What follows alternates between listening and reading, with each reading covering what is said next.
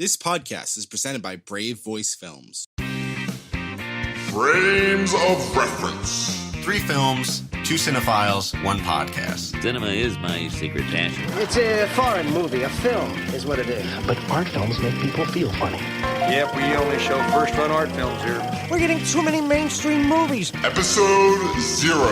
One where we try to figure out what we're doing. Hey, welcome to our preview episode. I'm Kyle Mahaney. I'm a filmmaker and film editor. And with me is... That's me. I'm Matthew Bonanno. Yeah, that's you. That's your cue. Yeah, I'm Matthew Bonanno. I'm a scientist and engineer, and then in my spare time, I also watch and make films. Yeah. No, it's a lot easier and faster just to watch the films than to make them. I have a collection of just hundreds of Blu-rays that I'm still working through. Yeah. So the format for what we're doing... So the way I've been thinking about it is we want to make a show that makes art film and cinema in general more accessible for people. And less pretentious. Yeah, and less pretentious than the usual, which is... Very. This isn't for you if you watch Marvel movies. We want to distill watching films down to the same language that we have for reading books or looking at paintings, which is being able to understand, like, what are the culture in which films come out? Yep. And what are the films themselves saying? And also, like, what are they building off of? I think that's one of the big things that gets lost is... Yes. Even, like, what was it I saw? Oh, what's her name from Gilmore Girls? Melissa McCarthy. Melissa McCarthy's new film. It's terrible. Don't go see it. What film is it? It's produced by her husband, and it's I love... she's going back to college with her... It's the extremely goofy movie plot, but with a bunch of sex jokes. I love... as an adult raunchy comedy. Melissa McCarthy has such a good grasp on comedic timing and delivery. Oh, she does, and that's the only thing that makes it worth it. She and her husband make these movies that aren't good and don't even play on the strengths of her. Yeah, and, she's fine in it, but everything else is god-awful. Right. Don't go see it. I don't even remember what it's called, and I saw it 2 weeks ago. This is it. This is our first non-endorsement. Do not see that movie. We'll have a lot of those. We are unapologetically snobs. But that's also what I want to try to take apart a little bit, is the fact that you don't have to be a total snob. I watched The Princess Diaries yesterday and enjoyed myself. Is that a hugely problematic film that has a horrible anti-feminist message and some really big plot issues? Yes. Is it fun? And sure. I heard that Kyle watched The Princess Diaries and I judged him for it. Am I right to do that? I would say yes. I am. It was 9 o'clock in the morning. I was a little hungover and it was on Netflix. What are you saying? You don't watch it. Julie Andrews is a British treasure. Oh my God. She's an international treasure, I say. Yes. But that's the thing, is that watching films doesn't have to be pretentious just because it's in a different language. It doesn't have to be inaccessible for people. Chantal Akerman, Jean-Luc Godard, a lot of these people, they saw films as the language with which they spoke. And I think it'd be really great to just make that more accessible to people. And while you're dropping the Godard quotes, the name of that film that you should not see was Life of the Party. I forgot it that fast. Ugh. But also, so I went to film school. I didn't. And it was... that's okay. That's highly overrated. But one thing that's really interesting is, you have these film history classes, and they're very America-focused. Mm. You watch all these old Hollywood films, and we barely talked about the French New Wave. We barely talked about the new German cinema. And that's really interesting, because I think a lot of filmmakers, understanding film is understanding the building blocks in which things are built from. Yeah, and also just understanding the radical roots of cinema in a lot of ways. understanding that cinema has been used for anti-war movements and for... radical ideas of anti-racism or anti-sexism movements, where there wasn't, it was easier to put that into a cinematic language than it was to put it into a verbal language and communicate it. And I think that's really important for seeing how humans use art to push ourselves further. And also, in film school, a lot of my peers loved Quentin Tarantino, but a lot of them hadn't seen any blaxploitation cinema. Right. That's something that blows my mind. How do you not... Or they might not even understand have seen, yeah, they what might that's have just coming seen from. like a handful of Westerns or the most famous samurai Yeah, movies. the Searchers, and you don't Yeah, and I mean, like you know. everyone knows the big, dramatic scenes. Well, everyone who's studying film, dear God, I hope, knows, everyone knows the 3 shots in Good, the Bad, and the Ugly. Yeah, But you might not know what was going on in Europe as they were trying to emulate and build off of the American influence from the early John Wayne films. right. Yeah, it's the kind of thing where everybody knows the dun, dun, dun, dun, dun, dun, dun, dun, but they don't actually necessarily know where it's like from. Even like, Barry Jenkins had Moonlight, which won the Academy Award for 2 years ago. This fantastic, naturalist realism queer film that takes the entire industry by storm. That's directly building off of the British realism movement with films like Kes and Ratcatcher. And on top of that, it's coming straight from the French New Wave. Yeah. With, Ingmar Bergman and all the Swedish movements. This is all building blocks coming together to a greater thing. Yeah, and it's wonderful that there are artists out there like Jenkins who are making this like accessible to people on a base level. But at the same time, it's always so great to point to the building blocks that make it. That was actually like when I watched The Sopranos and I realized, oh, this is Breaking Bad before Breaking Bad was a thing. Yep. And being able to trace those lineages and The Sopranos straight up invented the modern episodic drama. Oh yeah, The TV Sopranos, today, The West Wing, The Wire, and The Wire are like straight up institutions in how you direct an episodic drama. And like you have great things like Hill Street Blues, but they're not that formula, that very cinematic formula. Yeah, I mean, there's a quote I really like, and I can't remember who said it or exactly what it is, so it's not super useful as a quote. But the idea basically being like The Sopranos taught people that you could take TV seriously as an art form. And I would really like to see more of that with cinema today. Even for like people, if you go and watch a Steven Spielberg movie, on one hand, like you're watching a movie that was made as a movie. That's what Steven Spielberg is really good at, is making these films that make them feel cinematic and big. Right, making them feel like also Spielberg is at this point self-referential. Right. I mean, but he's also, clearly influenced by Kurosawa. He's very clearly influenced by, all these World War II films. He has an established place that he's coming from. And it's really hard to watch, Close Encounters and Jaws without understanding that. Like, it's not hard. It's very easy.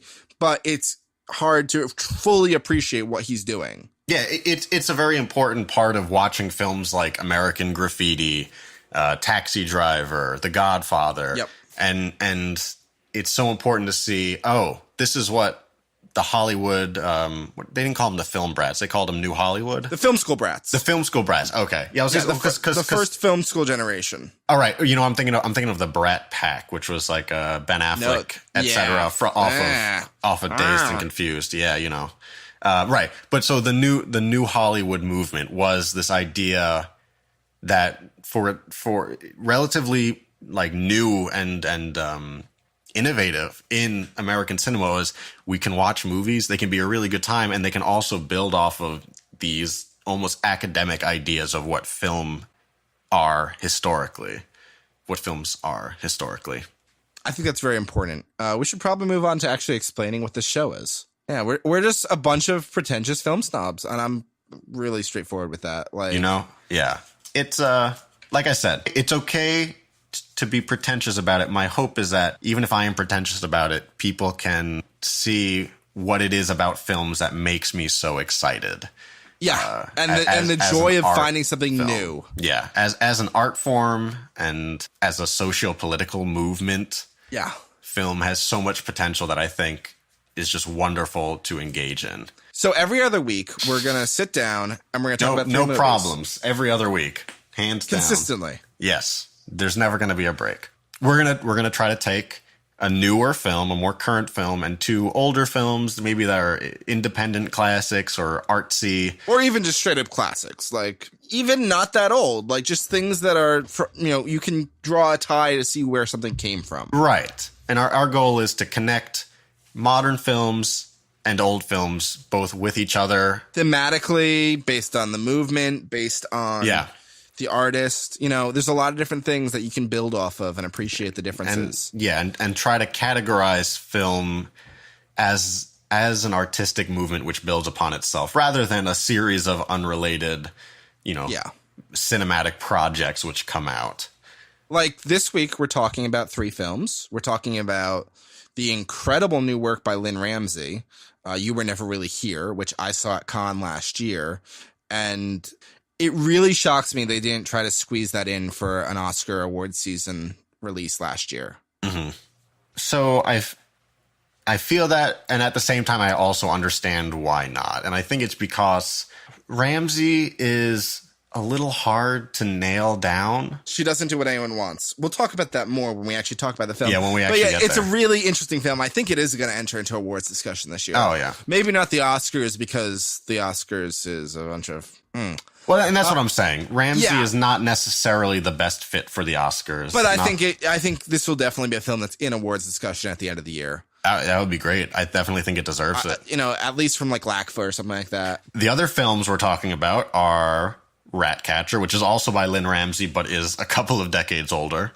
Yeah, 1999. It was her first film, following a couple short films. And it's a very distinctly directed film. It's got such a self-assured voice for a debut project. It's nuts. Lynn Ramsey's very interesting. She doesn't direct many films. This is only her 4th feature film. But the films she does direct in 2 decades, and they're all amazing. Yeah, they're not. It's not the films that she does direct aren't. They're not identifiable because of a particular tick, but they are so thematically consistent. Yep. In their exploration of ideas of grief, of growth, the human condition, really. Yeah, and fundamentally, yes, the human condition is definitely something that she is interested in a very, very natural way. Mm-hmm. She really has her finger on the pulse of the struggles of humanity, especially the working class. Well, and I think it was Tilda Swinton for We Need to Talk About Kevin. She was saying, like, if Lynn Ramsey weren't out here making movies, these movies would not be made, which is, a little bit of a tautology. But the point being, she has this distinct voice that's almost impressive because of how self-assured, but also just how non-imposing it is. She has this hyper-realist / supernatural kind of feel to her movies where they exist in the realm of reality, and then they have a little bit where they stretch themselves outwards, and that's where you really start to dive into the oddities of human relationships and being. Yeah.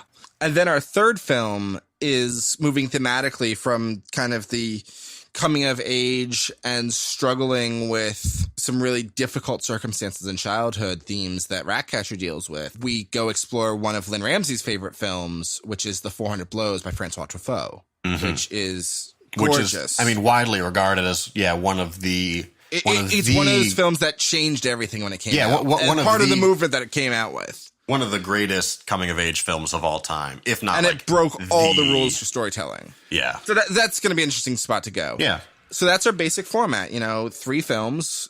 We might not be super strict with, they might not always be old. They might not always be new. We might just go topically and see what's interesting at the time we record. Yeah, it's a very flexible. The learning language of film is super flexible. Particularly, it's accelerated over the past 3 years. So much is going on right now, and there's so much independent cinema that, first of all, isn't being seen. Yeah. There's just so much. It's interesting because the bar to release a film is lower than it's ever been, but the ability to have your film seen. Well, I think those two are directly correlated, honestly. It's just the reality that we live in such a glut of content, which isn't a bad thing, but the reality is, as a result of that glut, there's a lot of noise. There's just so much stuff, and that if you really want to try to get through it and parse it, let alone try to understand how they all interrelate, it's a lot of work to do that. Yeah. And one thing is, we're also going to try to focus on things that are accessible. I think a lot of problems with a lot of podcasts that talk about new independent cinema is they're usually by someone based in New York or LA. Which we're both reasonably close to New York, and we're both. I'm Philly, yeah. So I'm basically the Poconos, where I commute into Manhattan regularly for work. The cultural nexus of the nation, the Poconos. Yes. The mountains are very. There's a lot of art house, but no, like seriously, we're both in a position where we're very lucky. Not only are we commuting distance to New York, but we have theaters right by us that are usually one of the first spots a film expands to. I think that's a problem with a lot of these podcasts that do talk about new releases for art film is for many people, these films are not going to be available to them for several weeks or months. So we're going to try to focus on things that are at least about to be on video on demand services. Right. For the new film. Yeah.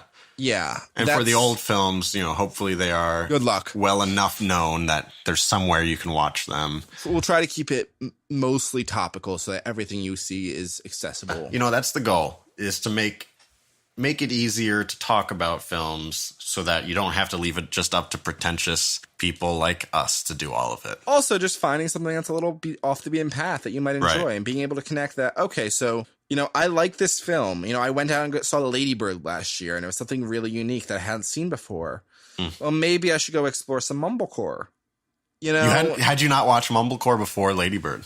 Oh, I had, but I went so I saw Lady Bird 3 different times in theaters. Movie pass. Yeah, I can't do that anymore.